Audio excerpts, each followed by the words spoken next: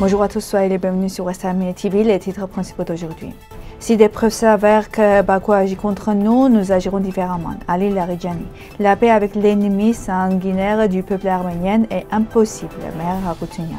La question de l'Artsakh est pan-arménienne. Photo exclusive. La complicité du silence. Message de Vaheb Berberian. Les sols instruments ancestraux de la culture arménienne. Soutenons la télévision d'État d'Arménie occidentale. Rejoignez mon vétéran, Haïchampa. Ali Laridjani, secrétaire du Conseil suprême de la sécurité nationale iranienne, a affirmé dans une interview à Khamenei.ir que l'Iran n'a aucune preuve de coopération entre Bakou et Israël durant la guerre des 12 jours. Il a souligné que l'Azerbaïdjan est un pays voisin, musulman et culturellement proche avec lequel l'Iran entretient à la fois des liens d'amitié et certains désaccords, comme c'est le cas avec d'autres voisins. L'amitié est complexe, on peut coopérer sur certains points et diverser sur d'autres, a-t-il indiqué, rappelant que même la Russie et la Chine collaborent avec l'Israël. Interrogé sur l'éventuelle action hostile de Bakou, il a répondu que rien ne le justifie pour le moment, ajoutant que si des preuves convaincantes apparaissent, l'Iran agirait différemment. Les autorités d'Arménie orientale présentent le traité de paix avec l'Azerbaïdjan comme une avancée alors qu'il s'agit en réalité de concessions imposées. L'histoire montre que de tels accords n'apportent pas la paix. L'exemple de l'accord temporaire, l'Artsakh en 1919, vite rompu, suivi d'une défaite en témoigne.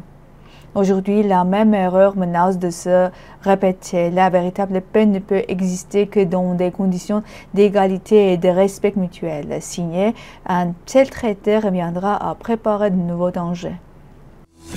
Aregar Hovsepian, personnalité publique de l'Artsakh, a déclaré à Aravot qu'aucun gouvernement n'avait le droit de clore le dossier de l'Artsakh. Selon elle, cette question appartient à tout le peuple arménien et ne peut être considérée comme fardeau.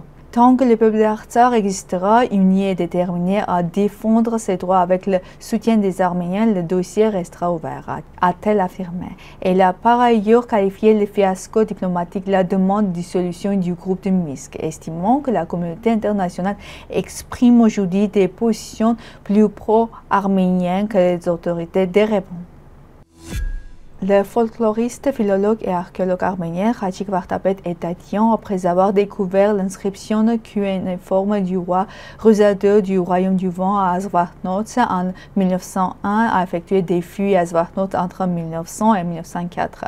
Khachik Vartapet a bénéficié de l'aide précieuse de supervision du fouille à Haroutunian. En découvrant les fragments de ce monument unique de l'architecture arménienne, il a posé les bases de l'étude du monument des Azvartnots. Il a également mené des fouilles à Devin et Armarvir. Dans un billet de blog intitulé « J'ai survécu à ce génocide », l'artiste et écrivaine arménienne Vaheb Berberian relie la tragédie à Goura grâce à l'histoire de sa propre famille, marquée par le génocide arménien. Né 40 ans avant, il raconte comment sa grand-mère rescapée répétait « Comment est-il possible que le monde entier ait regardé sans rien faire ?» Pour Berberian, le même silence coupable se reproduit aujourd'hui en Palestine. Le silence est aussi une complicité. Ces mots sonnent comme un avertissement face au massacre d'innocents que le monde observe sans agir. Le saz luth à longue langue d'origine perse fait partie des plus anciens instruments de la culture arménienne.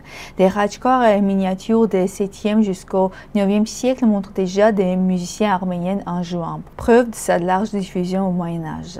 Étroitement lié aux Goussans, poètes et chanteurs qui accompagnaient leur épopée au saz, l'instrument est devenu un gardien de la musique, de la littérature orale et de la mémoire nationale. Présent sur des stèles, manuscrits et même représenté à cheval, il occupait une place centrale dans les fêtes et la vie quotidienne. Connu sous le nom de Balgara chez les Turcs, le saz a conservé son appellation en Arménie occidentale et demeure aujourd'hui un symbole de l'identité culturelle arménienne et de la continuité de tradition.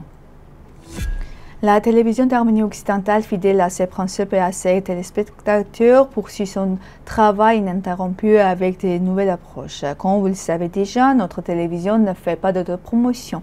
Il diffuse principalement des informations sur l'histoire de l'Arménie occidentale, son présent et son avenir avec des sous-textes politiques et autres, ainsi que des informations qui soulèvent diverses questions.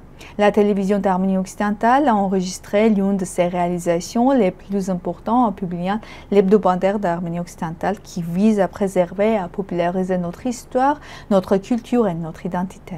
Chers compatriotes, avec votre soutien, notre télévision ouvrira des horizons nouveaux et plus larges. Notre force réside dans le soutien mutuel et ensuite nous pourrons construire une partie prospère qui unit les Arméniennes.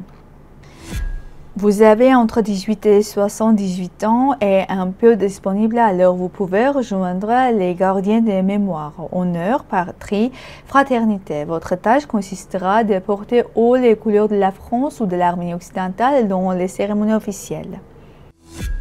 C'est tout pour aujourd'hui. Merci d'être avec nous. Au revoir.